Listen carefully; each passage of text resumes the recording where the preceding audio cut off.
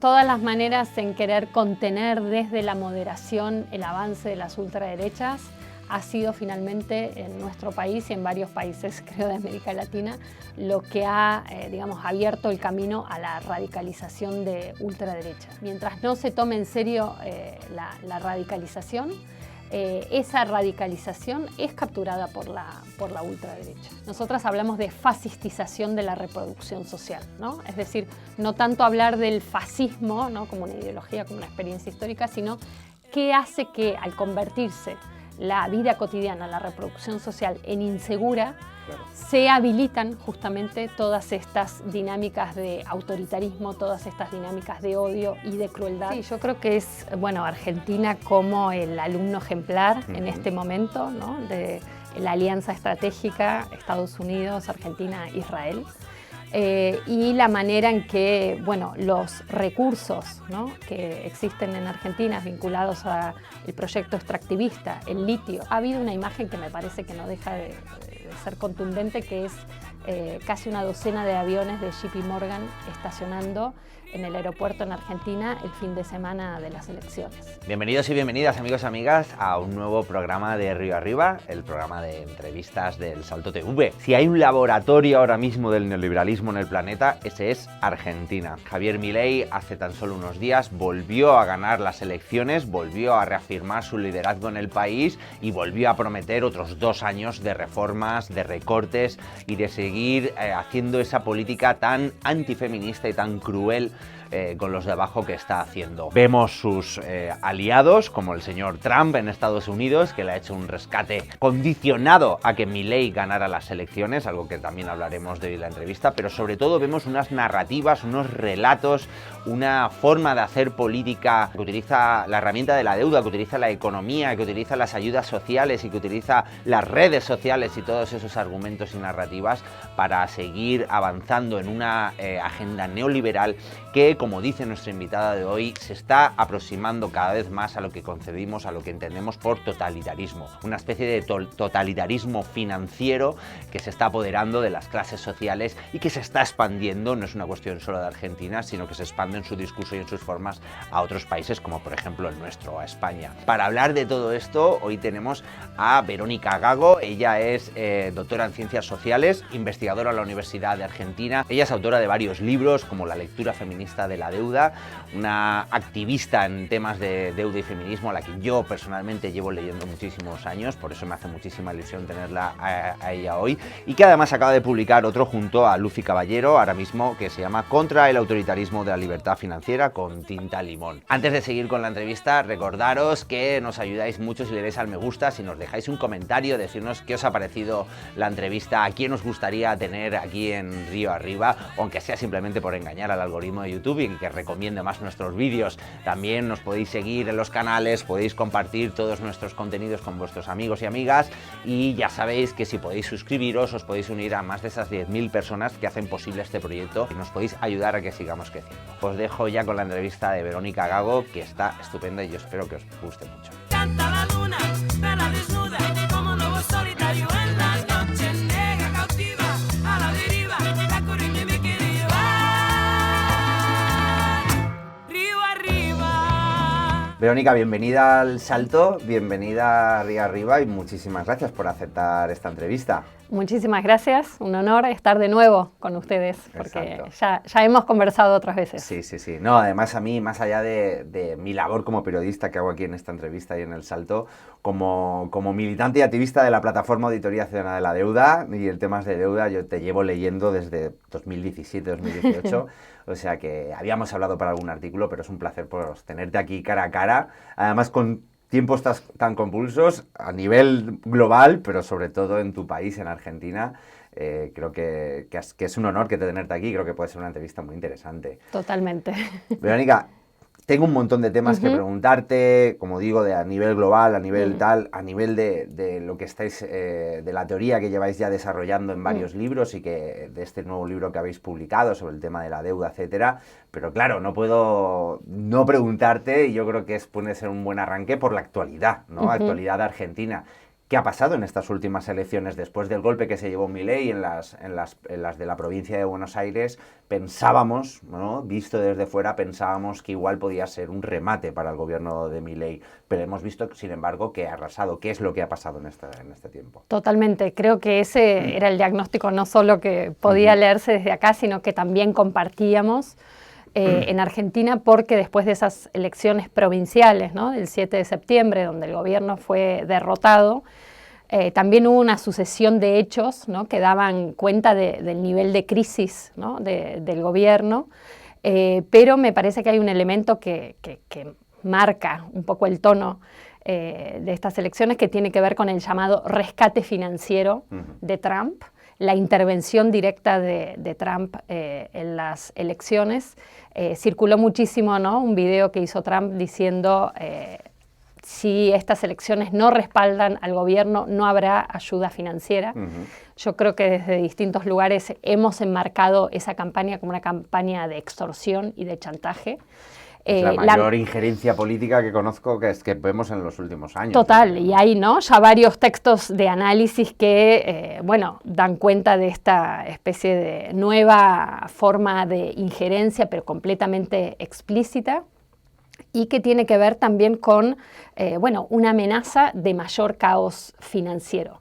Ya Argentina, ¿no? Con la historia de la inflación, pero además de la acumulación, ¿no? De experiencias traumáticas, diría, porque hay una relación de trauma con la inflación. Este momento que es muy difícil en términos económicos por la inflación existente, aún si los números del gobierno permanentemente hablan de un control de la inflación, a nivel de la vida cotidiana, la inflación es muy fuerte, controlada, entre comillas, por la baja del consumo y por una especie de parálisis de la economía, pero que se siente muy fuerte en la devaluación cotidiana de los salarios y de los ingresos en general.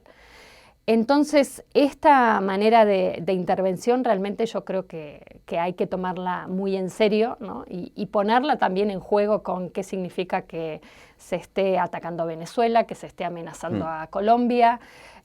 Bueno, es un momento de injerencia que me parece que no puede ser despachado rápidamente con, bueno, es un nuevo momento del imperialismo y punto. Yo creo que hay que entender cómo están reorganizando, ¿no? la región y, bueno, yo creo que eso ha tenido un impacto, ¿no? Es lo primero que diría. En segundo lugar, me parece que hay una debilidad, ¿no? De las propuestas de oposición, de lo que aparece como oposición, que también es un registro a tener en cuenta. No aparece una alternativa, no aparece un debate de radicalización por parte de la oposición mayoritaria, para decirlo así, que sea convocante.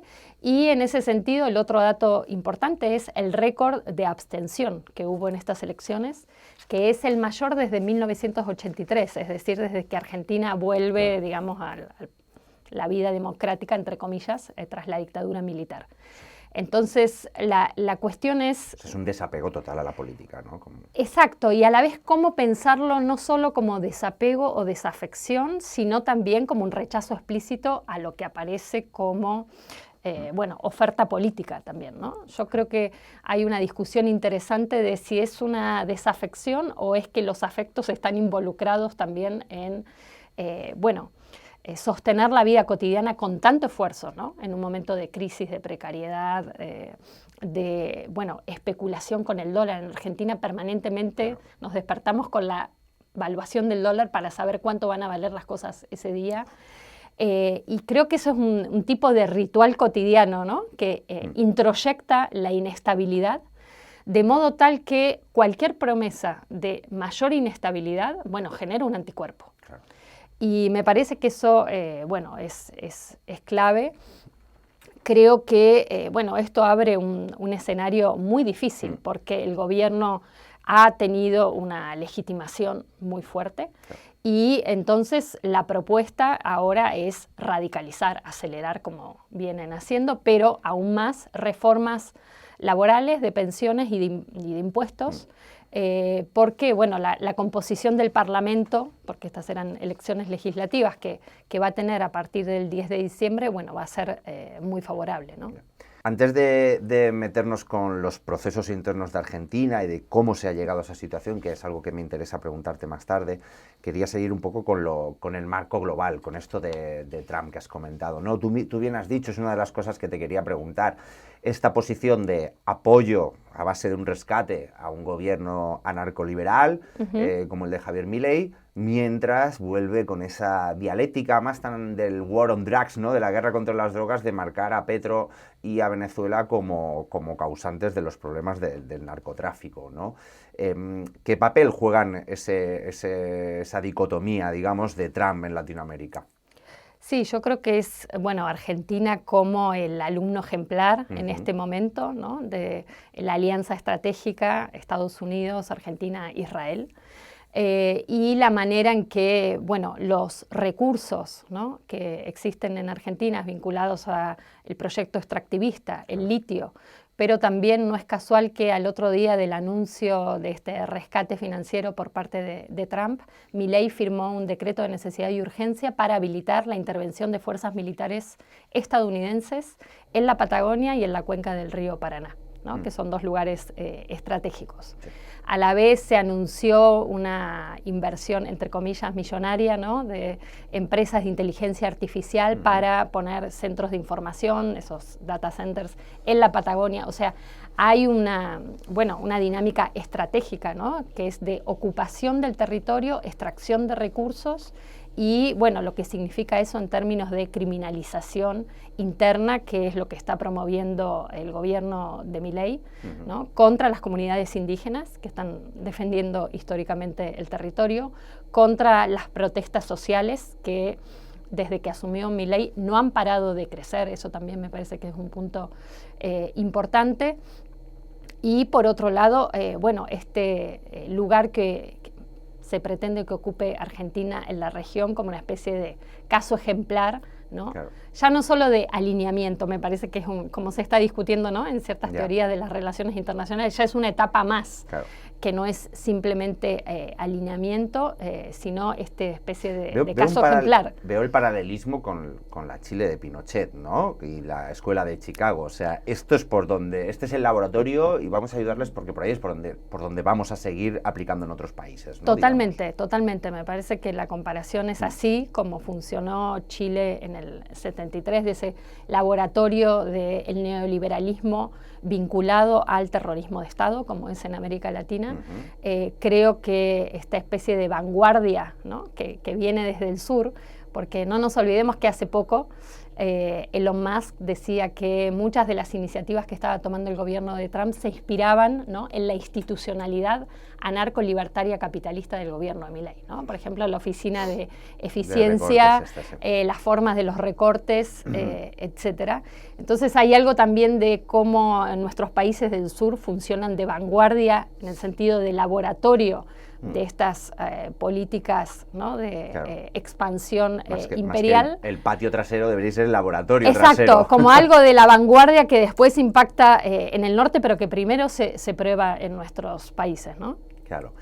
El rescate, los préstamos no van a salir gratis y no me refiero a los tipos de interés, ¿no? A los intereses que van a pagar Argentina por lo que le está prestando ahora mismo Estados Unidos, esa ayuda, ese swap, etcétera. Has citado el litio. ¿Qué es lo que quiere Trump realmente de Argentina? ¿Qué crees que puede exigirles a cambio de este rescate? Bueno, está el triángulo del litio, ¿no?, entre Bolivia, Chile y Argentina, que haya sido explícitamente marcado por la jefa del Comando Sur como un recurso estratégico para Estados Unidos, ¿no? Así, yo creo que estamos en un momento además donde todo es dicho de manera muy explícita, ¿no? No hay que buscar documentos secretos, ¿no? Entonces la pregunta es qué hacer también con ese nivel de explicitación. Claro.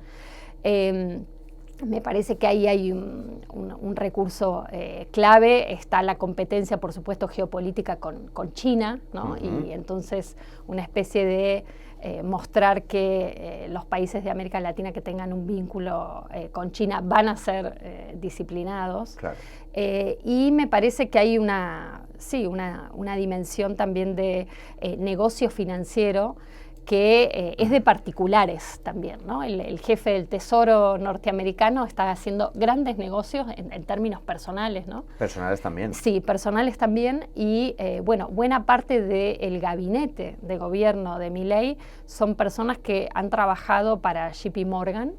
Y bueno, ha habido una imagen que me parece que no deja de ser contundente, que es casi una docena de aviones de JP Morgan estacionando en el aeropuerto en Argentina el fin de semana de las elecciones, ¿no? Y todo su directorio reuniéndose también con Condoleezza Rice y Tony Blair en Argentina. Entonces digo, también esa escenificación, ¿no? de este consorcio de negocios, consorcio político, que bueno, pone de escenario a Argentina como, bueno, insistimos, ¿no? Como este lugar de experimentación, pero también de, bueno, qué tipo de política es la que permite este armado de negocios del capitalismo en su momento genocida, ¿no? Fíjate que has dicho esto de China, ¿no? Que yo creo que para mí es esto que has comentado, de que todo país que se alinee con China va a ser disciplinado, ¿no? Hemos visto a Trump amenazando a Panamá, por ejemplo, con el tema del canal, que en el fondo hay una relación con que China está utilizándolo, con que China está incluso intentando hacer un canal paralelo con Nicaragua, etcétera. Y me ha acordado precisamente que Argentina estuvo a puntito, no sé si estaba como en la presala de entrar en los BRICS, ¿no? Y justo fue cuando Javier Milei gana el gobierno y ahí hay un giro totalmente, ¿no? Que te empieza a insultar a China mientras vuelve a mirar a Estados Unidos, ¿verdad? Sí, a la vez que, bueno, por supuesto que hay un montón de negocios que se siguen sosteniendo con China, ¿no? Claro. Y que se señalan como contradictorios en términos del gobierno de Milei, pero la apuesta política es claramente mostrar una obediencia a Estados Unidos de manera literal, lineal y absoluta. Tú bien has dicho que hay una contradicción, pero claro, también vemos que un anarcocapitalista, ¿no? el que rehuye de toda intervención estatal, acaba pidiéndole ayuda y un rescate a otro estado, a Estados Unidos. Hay una total incongruencia en la política de Milei, ¿no? En ese sentido. Bueno, es algo que ellos saben lidiar con las incongruencias y con las contradicciones y no tienen ningún problema al respecto, ¿no? Porque esto lo vienen mostrando desde el principio, que hablan contra el Estado, de la destrucción del Estado, esta figura que utilizó Milei, soy un topo que vengo a destruir el Estado desde dentro, ¿no?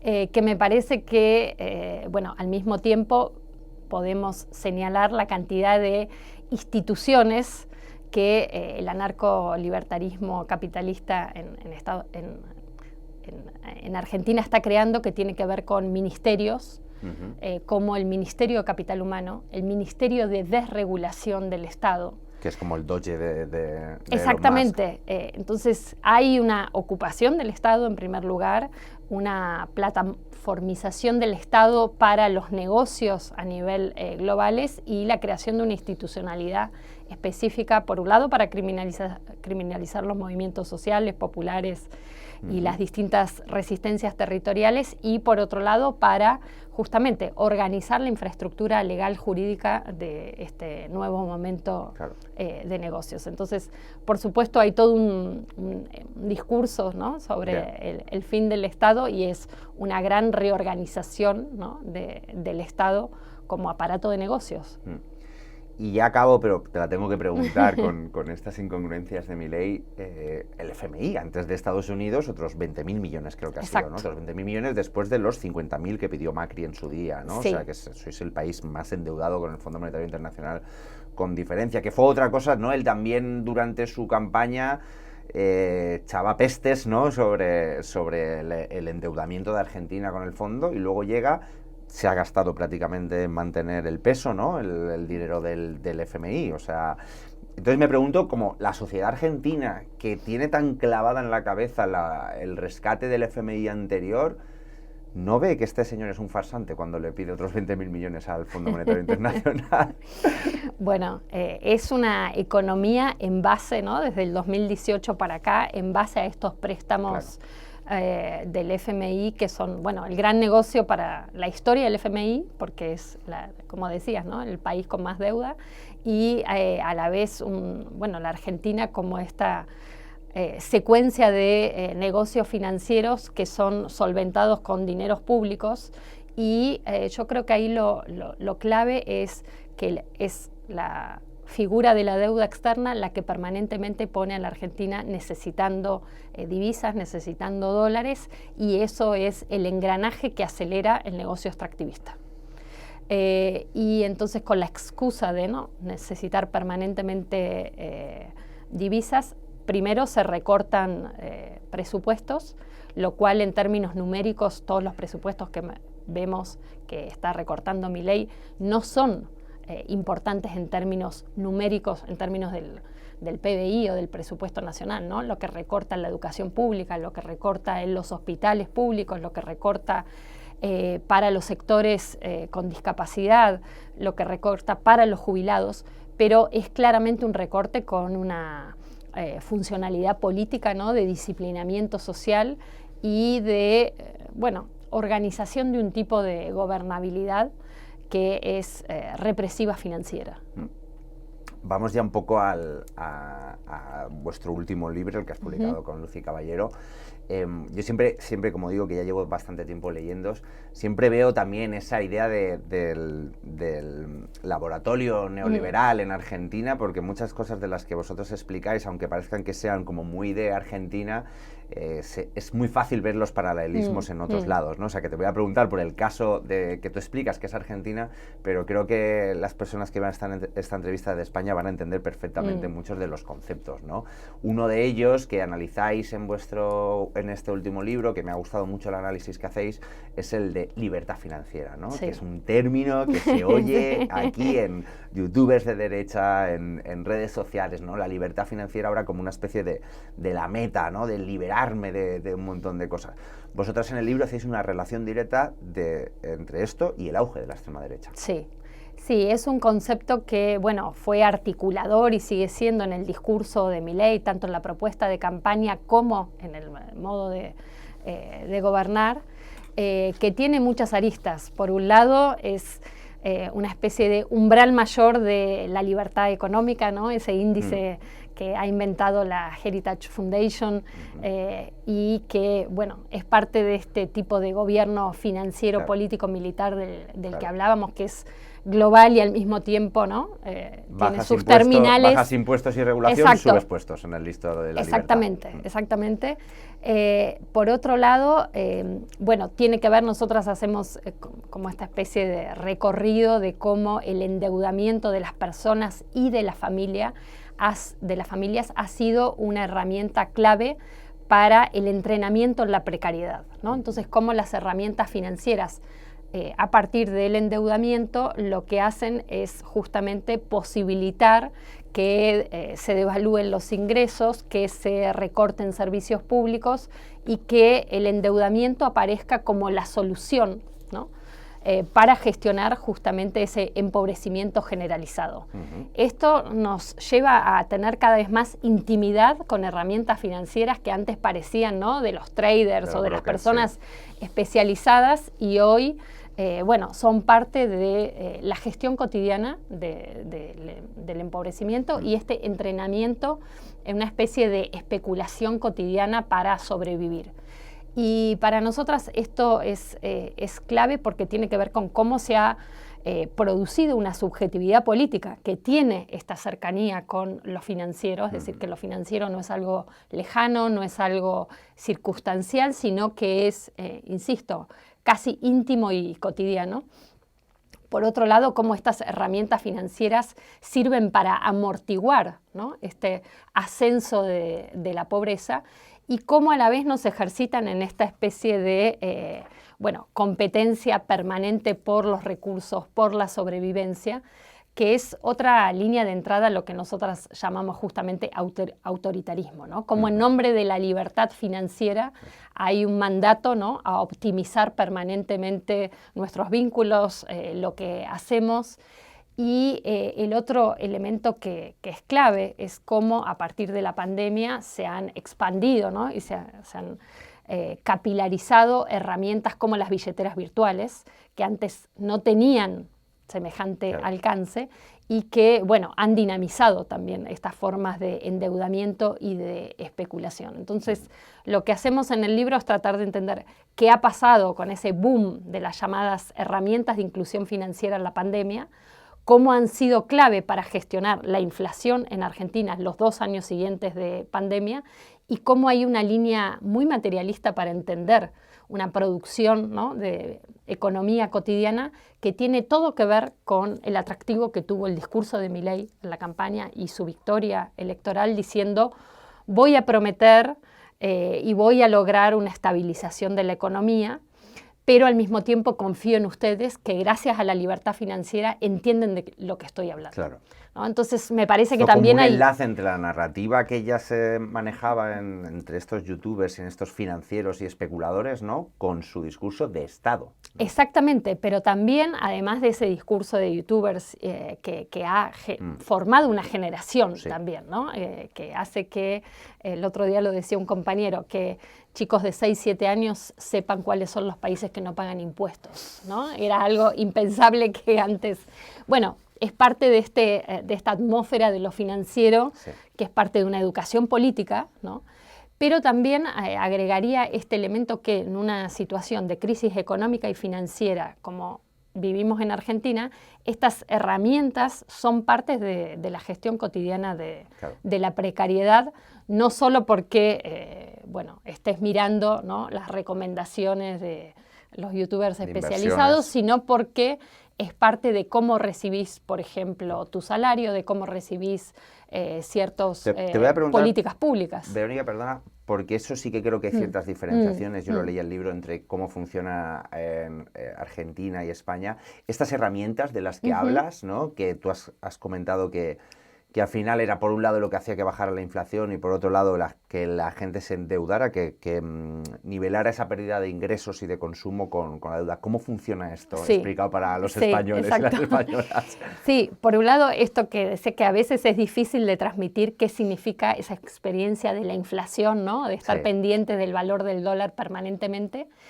porque eso es parte de cómo las herramientas financieras y estas microespeculaciones, ¿no?, para no perder tanto dinero, para ganar una mínima diferencia y entonces de alguna manera amortiguar la devaluación de los ingresos, son parte de la gestión cotidiana, ¿no? No de un público especializado en finanzas, ¿no?, sino de la gente que ve perder el valor del dinero, de los salarios, de los ingresos día a día, ¿no? Entonces, por ejemplo, usar unas billeteras virtuales para financiar deuda que tomé con la tarjeta de crédito y a la vez recurrir a préstamos de economías informalizadas / algunas ilegalizadas para poder pagar una deuda que efectivamente ha ido creciendo como bola de nieve. Es decir, hay toda una gestión, ¿no? Y también con Lucy en el libro hablamos de un trabajo financiero no pago, ¿no? Que se ha incorporado, ¿no?, a esta explotación de cómo gestionamos la precariedad, que tiene que ver, sí, con rasgos particulares de Argentina, ¿no?, con cómo la inflación es parte de la vida cotidiana, pero que me parece que nos dan algunos elementos más generales de cómo lo financiero ha ido infiltrándose, ¿no?, en nuestra vida cotidiana, en nuestra forma de calcular los ingresos y de intervenir en términos de una subjetividad que necesita especular para sobrevivir. Ya. Qué duro, ¿no? Necesitar especular para sobrevivir.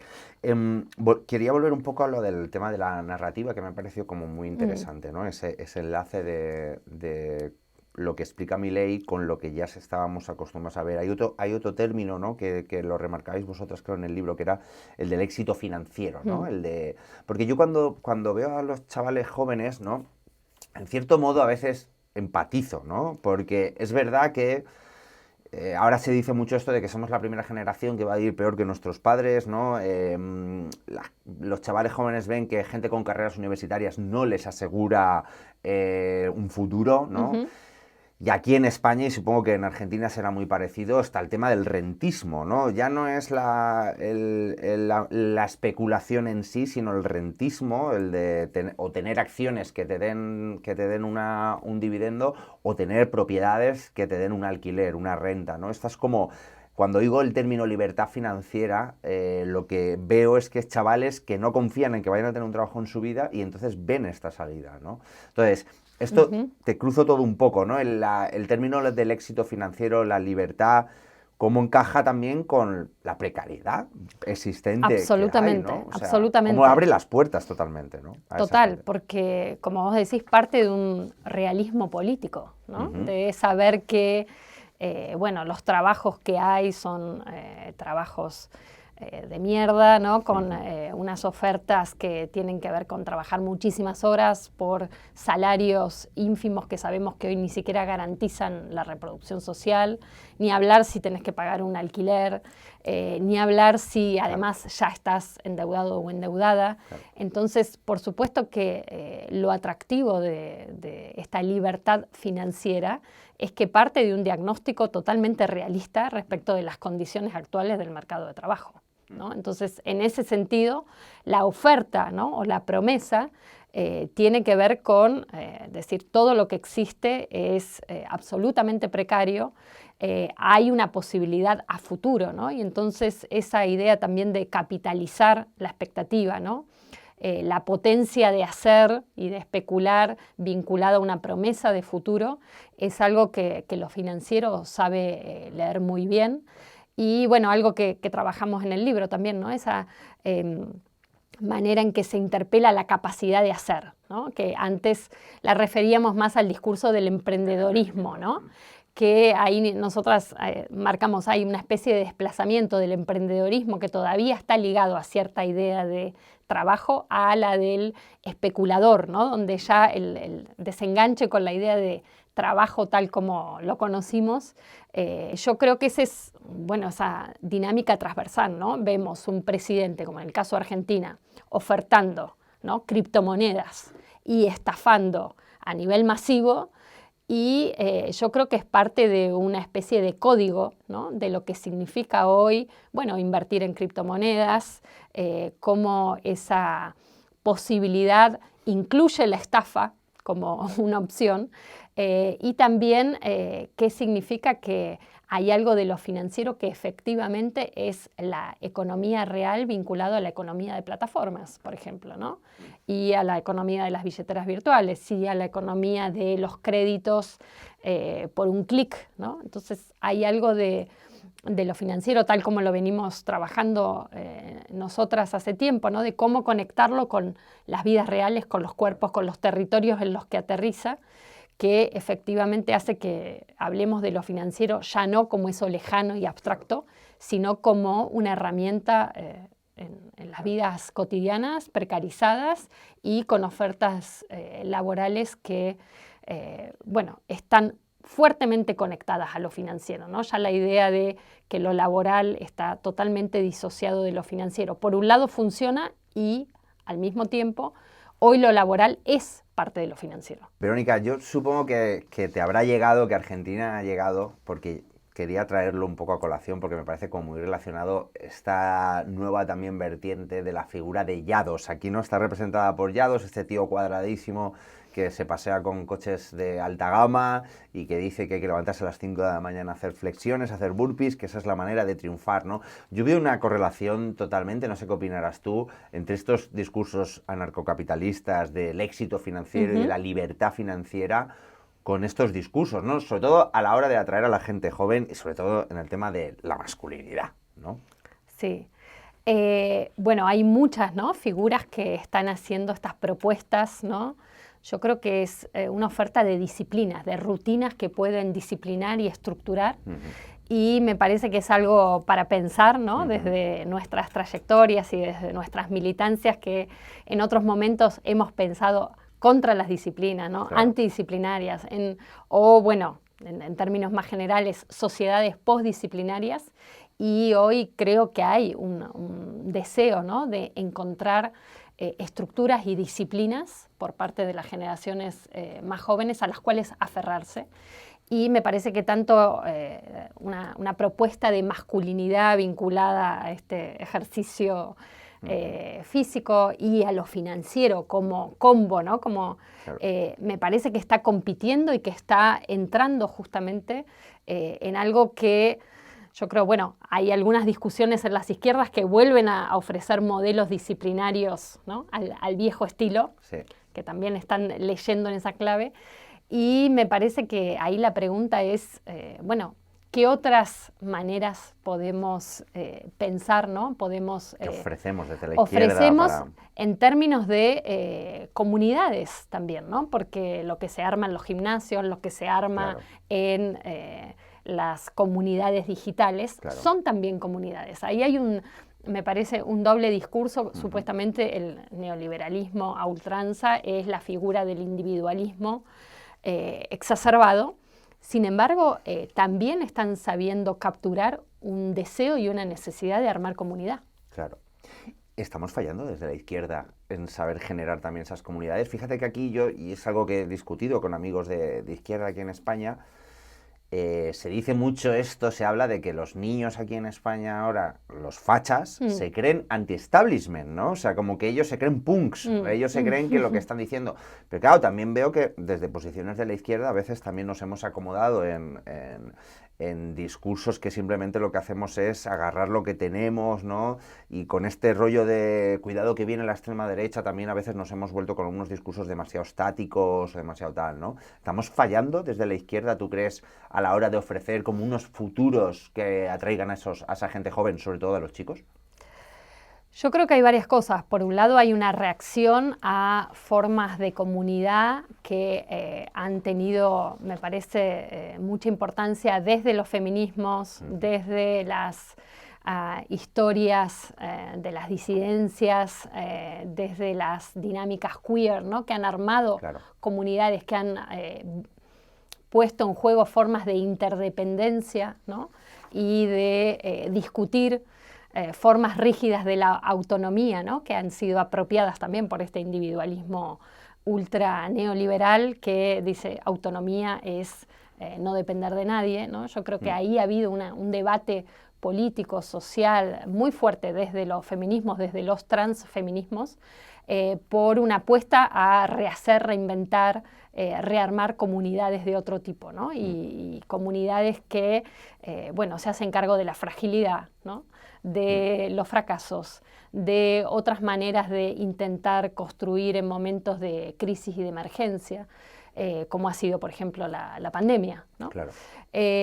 Entonces, creo que hay algo de respuesta de contrarrevolucionaria, digamos, a esas experimentaciones en términos de comunidades, ¿no? De cuidados, de pertenencia, de ensayos prácticos de acciones políticas que estos últimos años se han hecho, se han propuesto desde los feminismos y los transfeminismos. Y a la vez creo que también hay una reacción masculinista, patriarcal, racista, clasista, que está siendo muy aprovechada, muy capitalizada por la ultraderecha, que, bueno, justamente promueve estos modelos, ¿no? que tienen que ver con ofrecer otro tipo de comunidad. Y yo creo que ahí la izquierda ha quedado, ¿no? Como fuera de lugar. No sabemos dónde estamos, ¿no? Primero porque, bueno, buena parte de la izquierda o de ciertos sectores progresistas han asumido también un antifeminismo, ¿no? Es decir, creo que han respondido también a esa desestabilización de jerarquías que han hecho los transfeminismos de un modo bastante defensivo, ¿no? Al menos... Ese discurso, ¿te refieres a ese discurso de primero la lucha obrera y lo otro ya veremos más tarde, ¿no? Exactamente, y a volver a poner a las luchas transfeministas como luchas subsidiarias, luchas marginales, luchas que han debilitado el conflicto principal, ¿no? Hemos visto una vuelta de esas narrativas, de esos discursos, que son discursos de culpabilización a las luchas transfeministas. Habéis cabreado a los hombres, ¿no?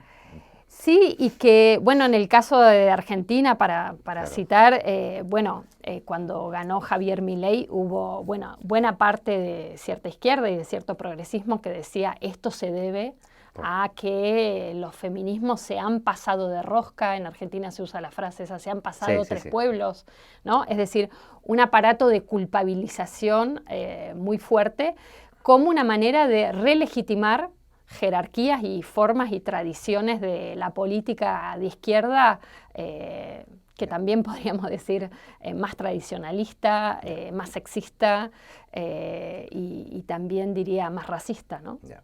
Bueno, aquí por desgracia también en España también ha pasado.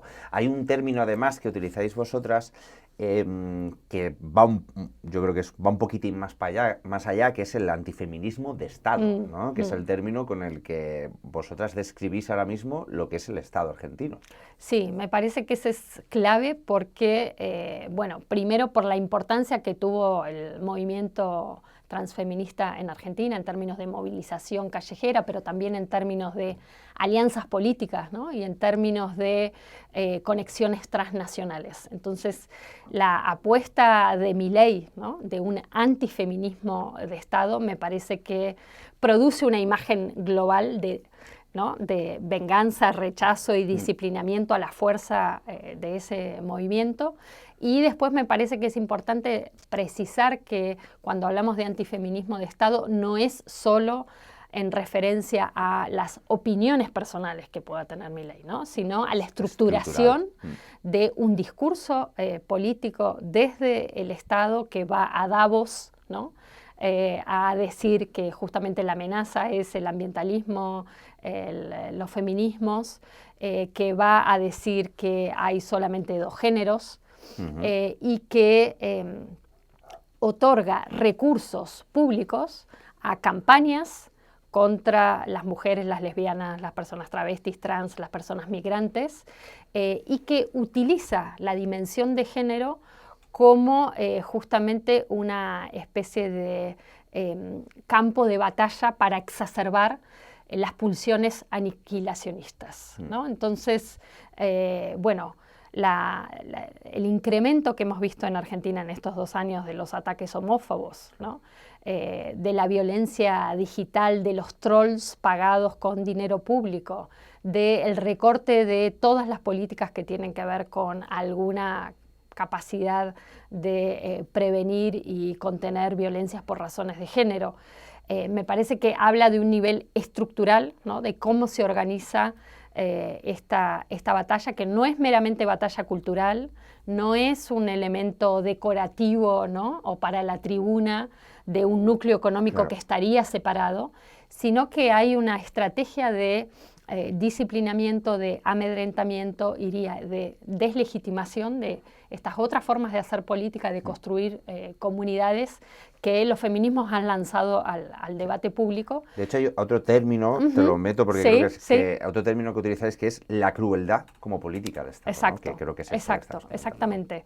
Es un término, el de la crueldad, que en Argentina se ha popularizado, ¿no? Que desde los feminismos venía siendo discutido, en particular con el trabajo de Rita Segato, pero que ha hoy evidenciado, digamos, cómo el gobierno no solo hace ejercicio de la violencia directa, sino que explota un plusvalor político en la exhibición permanente de esa violencia, ¿no? Y la crueldad tiene que ver con proveer, ¿no? Unas economías afectivas que son economías de odio, por las cuales, y esto creo que es una característica de la ultraderecha a nivel global, ¿no? Señala los problemas estructurales. Señala que hay un problema con la vivienda, que hay un problema con el trabajo, que hay un problema con la salud pública.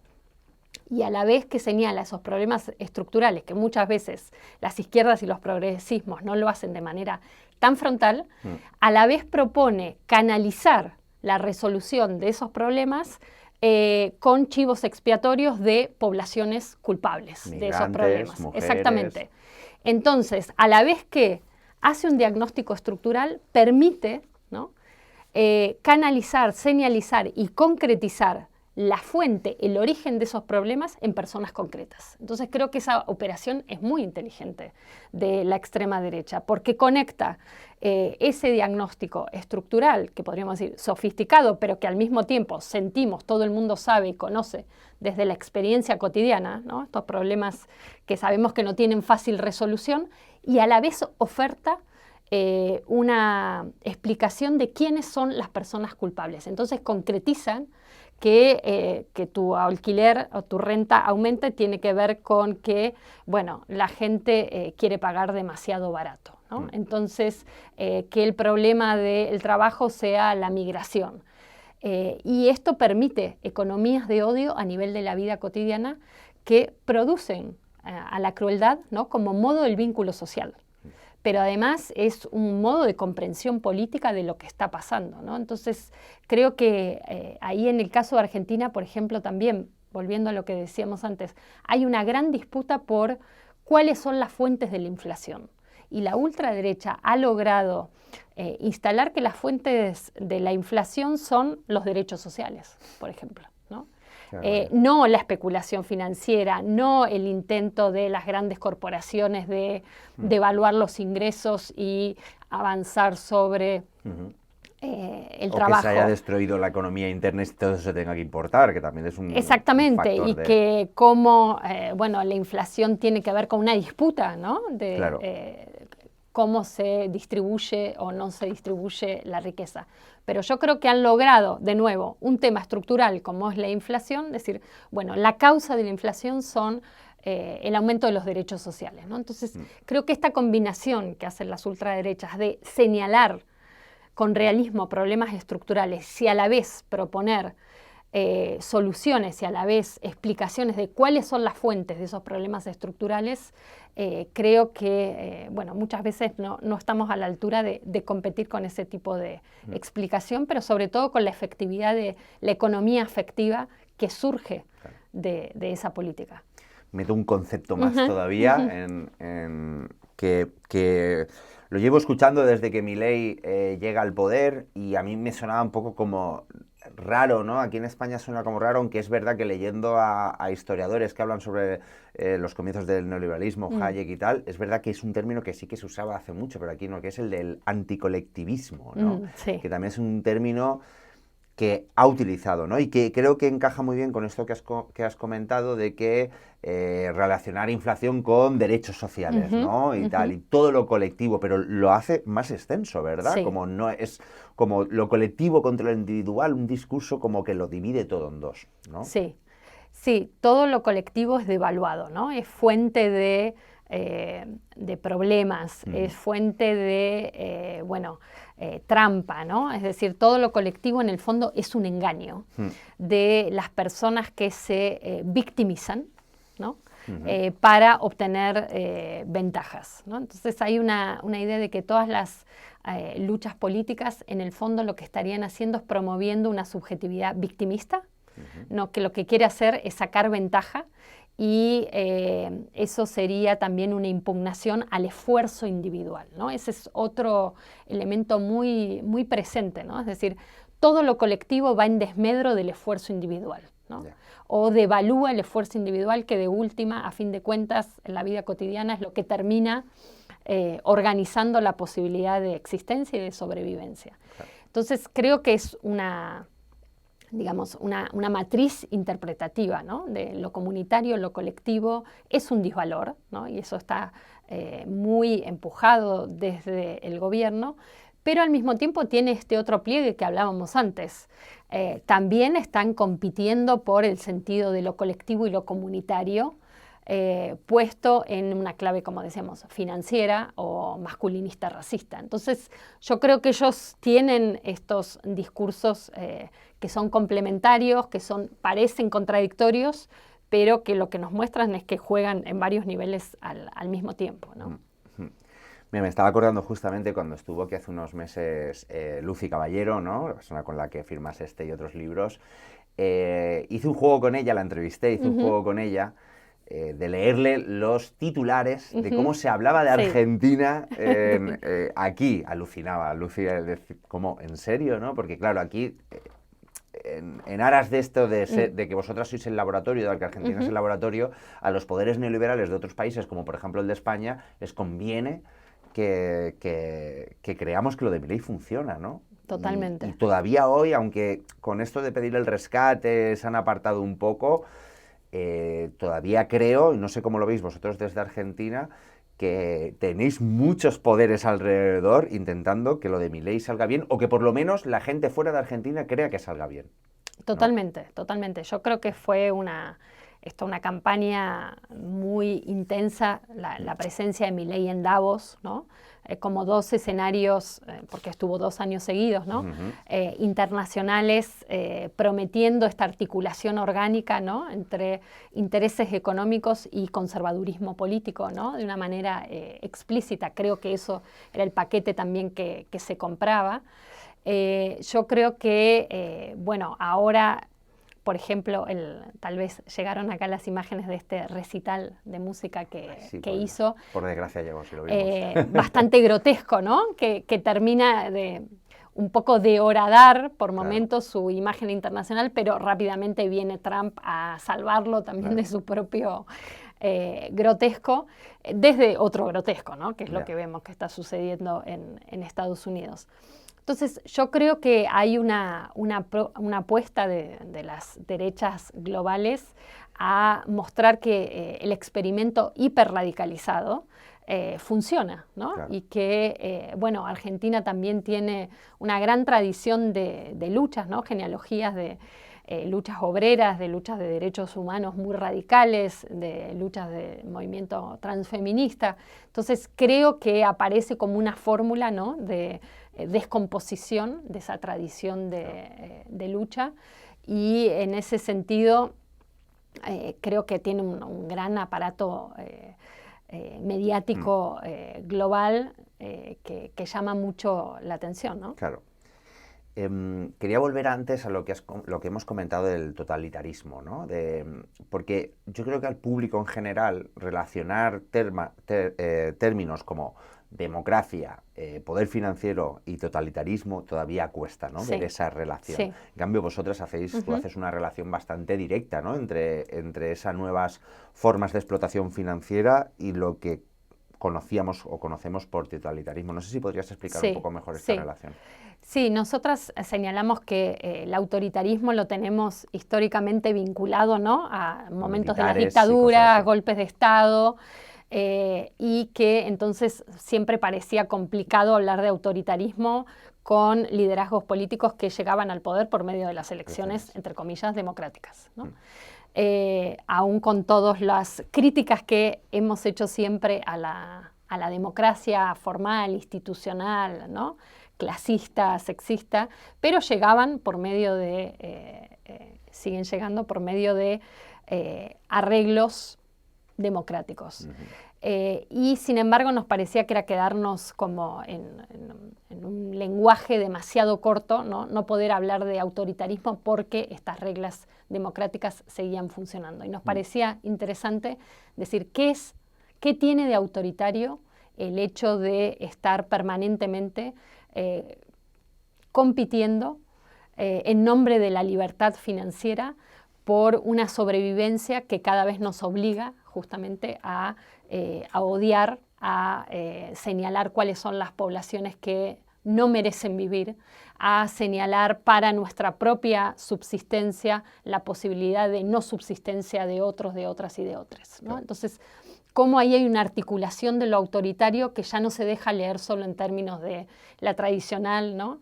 Idea de un sistema político autoritario, sino que articula a nivel, digamos, del sistema político una capacidad de acceso al gobierno por medios democráticos que después gobierna por medio de decretos, ¿no? Entonces hay algo de la democracia también que está en jaque en ese sentido, pero a la vez nos interesaba pensar cómo se construía autoritarismo a nivel de las subjetividades políticas.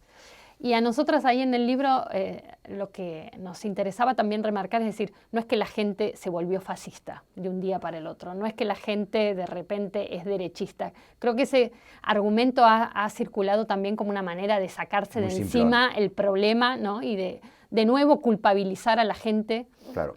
de una manera lineal.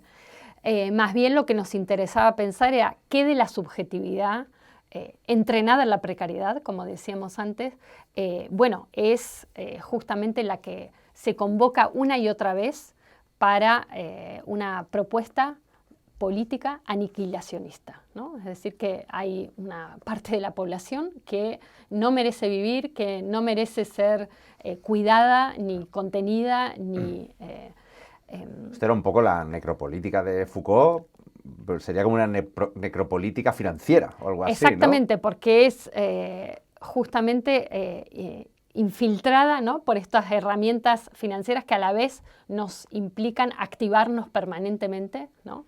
En, como decíamos, en la especulación, en las formas de organizar el endeudamiento como una clave de activación de nuestras potencias de hacer, ¿no? También.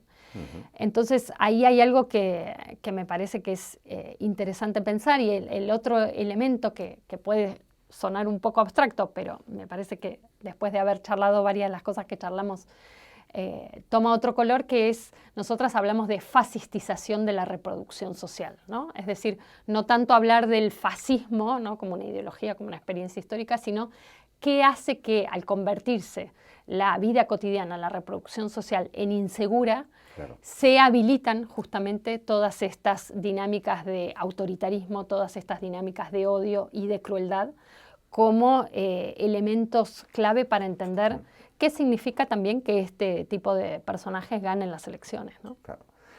Yo creo que entre el miedo es donde avanza más el fascismo, y que da más miedo que no llegar a final de mes, ¿no? De no tener para pagar, no tener para comer, etcétera, ¿no? Yo creo que ese es el caldo total. Además, me parece muy curioso ese concepto que has utilizado de entrenados en la precariedad, Sí, ¿no? sí. O sea, como que no es algo de 2 días, sino que llevan Exacto. apretándonos. Vosotros llevaréis desde aquel rescate del FMI.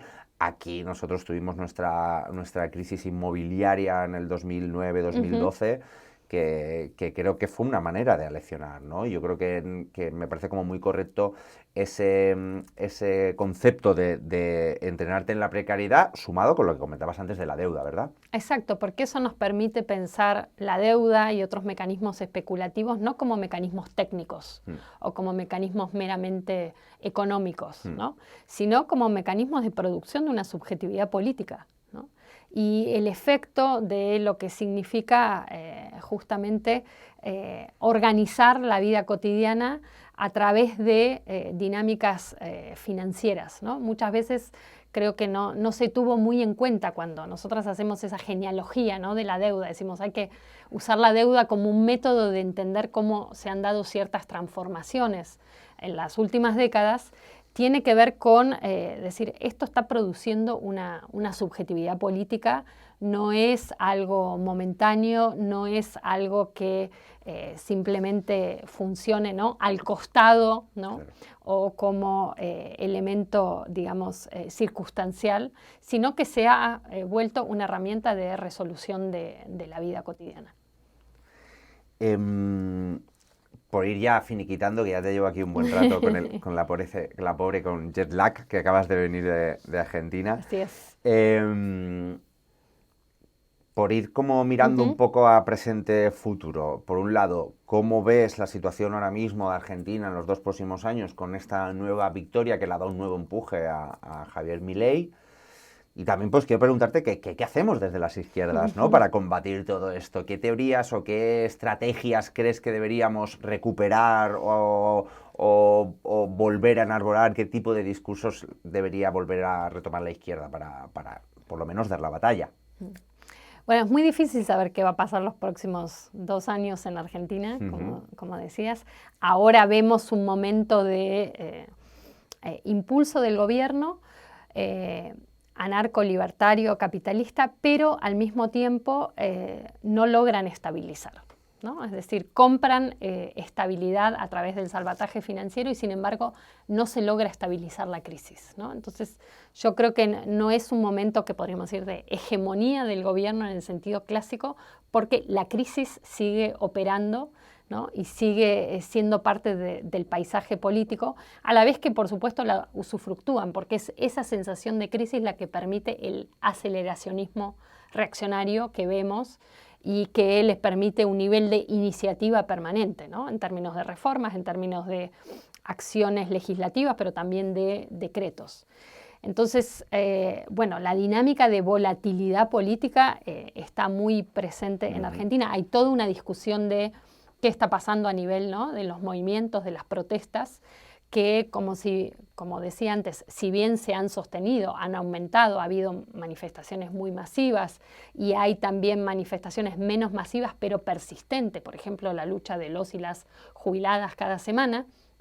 Al mismo tiempo, hoy es muy difícil sostener la movilización justamente por las condiciones, ¿no?, de crisis cotidiana, lo cual da una crisis de tiempo, ¿no? Hoy en Argentina la característica fundamental de la población es el pluriempleo, ¿no? Tenemos entre 3, 4 o más empleos, lo cual hace, bueno, que justamente haya toda una economía de la captura del tiempo, del agotamiento físico y ¿Quién psíquico. puede hacer activismo cuando tienes 4 trabajos? Claro. Eso es parte de la perversión de la ultraderecha en nuestro país, muy claro. Hacer política parece haberse convertido en un privilegio. Claro. ¿No? Entonces creo que es parte del elemento de esta perversidad, ¿no?, que justamente todas las energías, todo el tiempo está dedicado a la sobrevivencia. A la vez tenemos las experiencias históricas, ¿no?, de que el modo en que se organiza de otras maneras la vida cotidiana y la sobrevivencia es ya política, ¿no? Esa creo que es la gran también enseñanza de los transfeminismos. En organizar la vida cotidiana hay una política súper fuerte y bueno, en Argentina las luchas de las personas con discapacidad y todas las organizaciones que vienen sosteniendo esa pelea es muy clave también, ¿no?, porque han mostrado una conformación de un colectivo muy potente y que llama a repensar, ¿no?, qué entendemos por fuerza, qué entendemos por sostener las luchas contra la crueldad. En Argentina tenemos esta frase, esta consigna que circula últimamente, que es unir las luchas es la tarea, porque hay una multiplicación de focos de conflicto. Claro.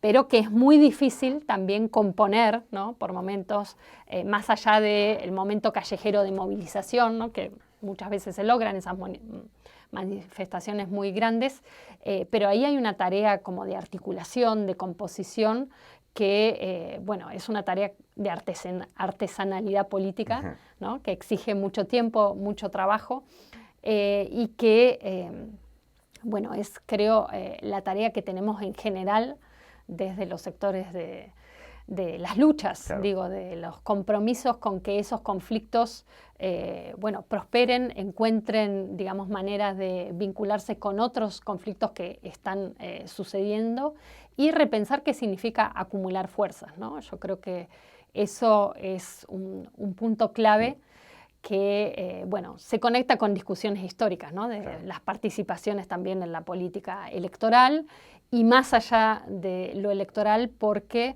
bueno, en buena medida las ultraderechas lo que están diciendo es que la política electoral ya es un artilugio, ¿no?, de las élites como nunca antes. Entonces claro, ahí hay también un dilema.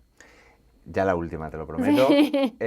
Sabes que Milei tiene muy buenas relaciones con Vox aquí, sí, tal, lo ha invitado, pareces, de hecho, muy cerquita de aquí donde estamos, en el Palacio de Vista Alegres, donde estuvo Milei la última vez, en ese baño de masas que se hizo, que le montó aquí el partido de la extrema derecha. Ya que sois el laboratorio y ya que ni una menos y los movimientos en los que tú participas habéis sido también punta de lanza, ¿qué consejos nos dais a los movimientos sociales y a las izquierdas españolas cara a ese resurgir, esas narrativas que suenan tanto a lo que ha ocurrido en Argentina? ¿Cómo podemos intentar parar el auge de Vox y de la extrema derecha aquí en España? Bueno, lo que puedo contar de lo que hemos aprendido en Argentina tiene que ver con que todas las propuestas de moderación política han fracasado.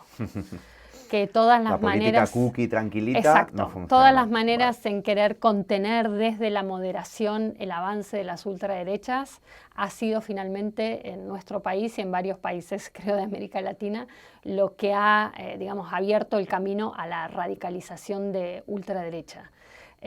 Creo que mientras no discutamos en serio qué significa una radicalización política desde nuestras organizaciones, luchas y articulaciones de conflictos, pero también de los espacios políticos que apuestan a la representación política, ¿no?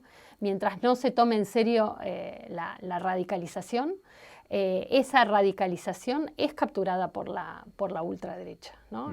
Volviendo a lo que decíamos antes, hay un sentimiento generalizado de la gente en general, esté organizada o no esté organizada, de que estamos en una crisis, ¿no? del capitalismo muy fuerte y que lo experimentamos a nivel de los problemas estructurales en la vida cotidiana. Entonces, ¿quién se va a quedar con la propuesta de radicalización? Yo creo que están ganando las ultraderechas porque otras propuestas que se dicen opositoras alternativas son moderadas, no se animan a ir a fondo y en serio con las discusiones que tenemos que dar sobre qué significa disputar la riqueza colectiva, qué significan otras formas de organización política y, bueno, lo que podemos decir desde Argentina es que todas las estrategias de moderación han fracasado y han nutrido a la ultraderecha. Pues con ese aviso a navegantes y con esa idea de radicalizar nuestras ideas de la izquierda, con la que estoy totalmente de acuerdo, lo vamos a dejar. Verónica Gago, doctora en Ciencias Sociales, investigadora en la Universidad Pública de Argentina, activista feminista y autora de varios libros, como La lectura feminista de la deuda o este último, Contra el autoritarismo de la libertad financiera, que acabáis de publicar con Tinta Limón. Muchísimas gracias. Muchísimas gracias, Jacobo. Ha sido un placer. Gracias. Verónica, ha sido una entrevista muy interesante. Muchísimas gracias. Perdona por traerte aquí recién aterrizada con tu jet lag y todo, sí. Pero ha sido un placer. Bueno, para mí también. Gracias. Pues nada, amigos y amigas, hasta aquí ha llegado esta nueva entrevista de Río Arriba. Espero que os haya gustado tanto como a mí. Recordad, dejadnos un mensajito, decirnos qué os ha parecido la entrevista, le dais al me gusta, le dais a seguir a nuestro canal, lo compartís con vuestros amigos o vuestras amigas, que yo creo que esta entrevista está llena de pistas de por dónde tenemos que tirar aquí en España, mirando a ese laboratorio que es Argentina. Y nada, ya sabéis que todo esto tampoco es gratis, que nos hemos lanzado al audiovisual y que os necesitamos para seguir creciendo y para poder seguir haciendo este periodismo en estos nuevos formatos, o sea que si puedes, suscríbete al Salto. Nada, yo soy Iago Álvarez Barba, ya sabéis, el responsable de economía del Salto. Esto es Río Arriba, nos vemos la semana que viene. Canta la luna, vela desnuda.